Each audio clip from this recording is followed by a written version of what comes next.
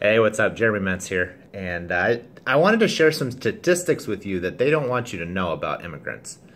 I was doing some reading and some researching, and the amount of misinformation and hard to find information is it's a challenge for people who understand the importance of immigrants in our communities.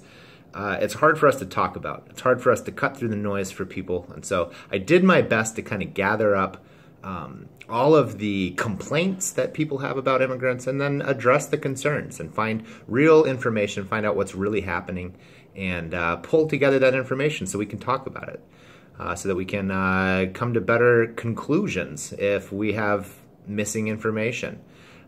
So here's some statistics that they don't want you to know about. In terms of economic output, immigrants outproduce native-born Americans.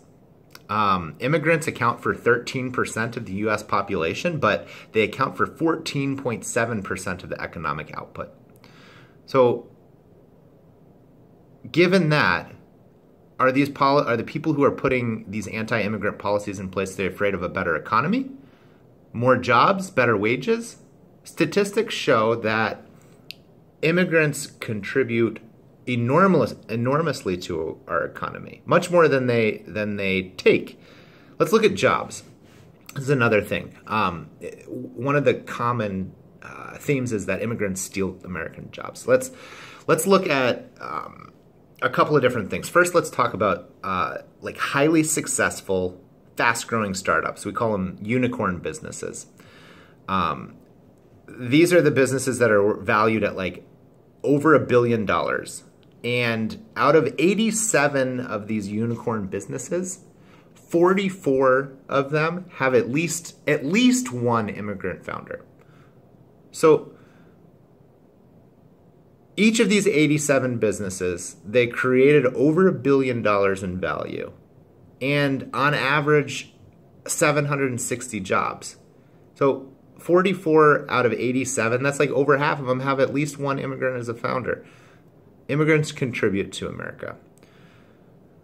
Let's look at some of like the more common jobs. So we have people who complain about Americans losing out to immigrants stealing Americans' jobs. Normally, and under most circumstances, what's happening is often immigrants are taking jobs that Americans don't want.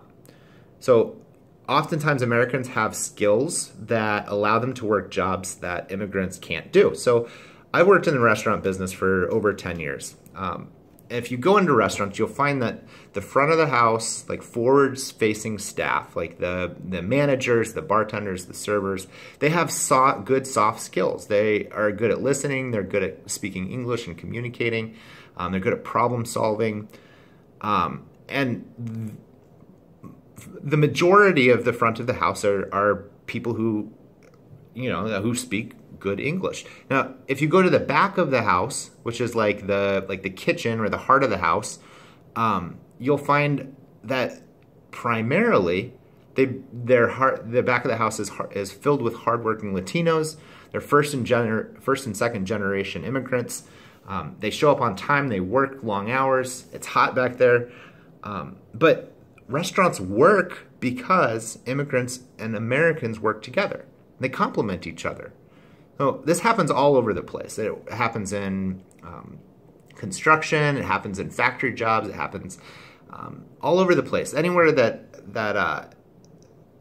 you see different skill sets and the differences between Americans and immigrants, you'll see that some people are good at some things and other people are good at others. And when we work together, then we have a better outcome. So when it comes to like businesses and jobs, immigrants have a net positive for our society. In terms of another complaint that I hear is in terms of like a budget deficit, they say that immigrants are a drain on the economy. But if you look at all of the research, if you look at all the levels of government combined, like there's a small, but it's a positive net benefit on reducing the deficits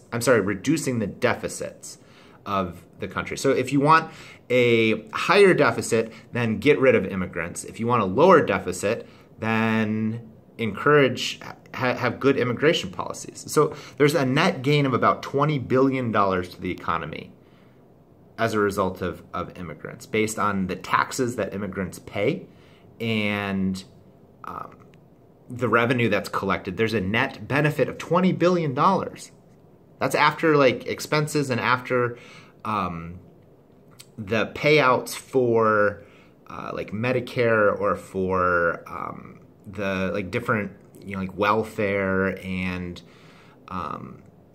the tax credits that immigrants qualify for, that all Americans qualify for. But if you look at that, it's $20 billion as a net gain to our economy. And that doesn't take into consideration the trillions of dollars in gross revenue that businesses receive, from immigrants buying services and buying groceries, household items, housing.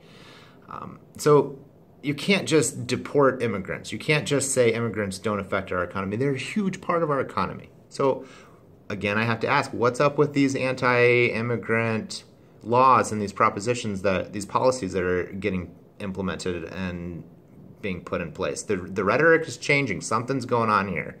So the next thing I want to talk about is in terms of crime and incarceration. So there's a misconception that immigrants have a higher rate of crime, but the Cato Institute put out an article, or it was a white paper, and they looked at this. It's a very conservative policy think tank, and so they were looking at the immigration issues, and they found after looking at it that immigrants they are less likely to be incarcerated than all native-born, all people who are native-born here as a relative share of the population. So illegal immigrants are even less likely to be incarcerated than legal immigrants. Why is this? Maybe there's an incentive to not get deported. Maybe there's an incentive to be a hard worker. Maybe there's an incentive from others to keep your nose clean and to follow the rules. But the statistics show that immigrants are incarcerated at much lower rates than Americans. So we're not importing the worst of the worst people here. Like, as a whole, we're importing the best of the best people. I don't know. So these are some of the things that I have been thinking about. I wanted to pull together resources and information for you. I don't understand what's going on with the change in national policy on immigration. I don't know why we're limiting legal immigration, why we're limiting H-1B visas, which are like the highly skilled visas. Why are we separating families at the border? Why are we spending billions of dollars each month detaining and arresting and holding these families and trying to stop what's traditionally and historically been a key to our success? Wouldn't it be wiser to try to help these newcomers succeed? These anti-American, anti-immigrant policies make me angry. They're not in line with American history. They're not in line with American values or in line with American prosperity. And talking about this right now is maybe the most patriotic thing that we can do. We need a change. So first of all, I put together a list of the resources from the information that I shared today, and I want to make it easily available for you to look at, to peruse, and to share. There's a lot of noise in the dialogue and the national debate right now, and it's hard to cut through and to really have meaningful conversations with other people about immigration when there's so much misinformation out there. So I wanted to pull together reliable information for you and share that with you. So check the links and dig into it. Take a look. Get to know the information for yourself. The second thing I want to do is I want to hear your story. We all have stories. We're all here because someone in our family is an immigrant. Are you an immigrant?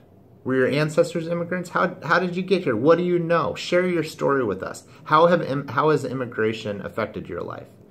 Leave a comment below. Let us know. We need to hear these stories. We need to know. Because if we're quiet right now, then the hateful rhetoric, the anti-immigrant sentiment, that's what's noisy. That's what's going to win. We need to be noisy for good. And I need your help with that.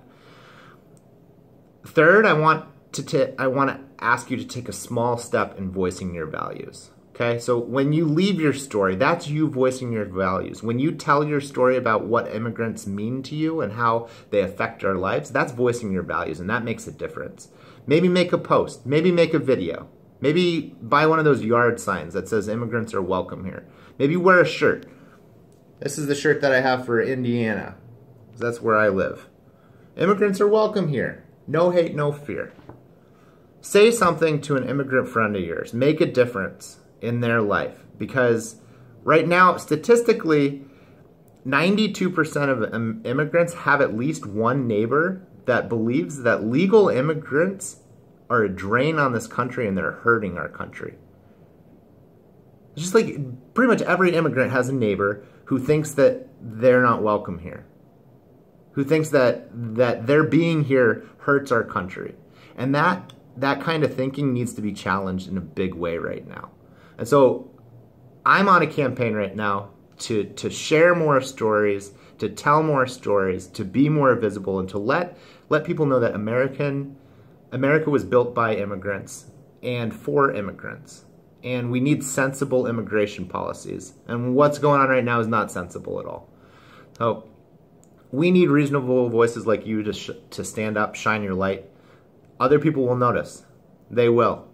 Americans, people all across the world are looking for hope. They're looking for you to share your story. And so I thank you for being here. I thank you for watching this. Give us a like, give us a share. Thanks for being here.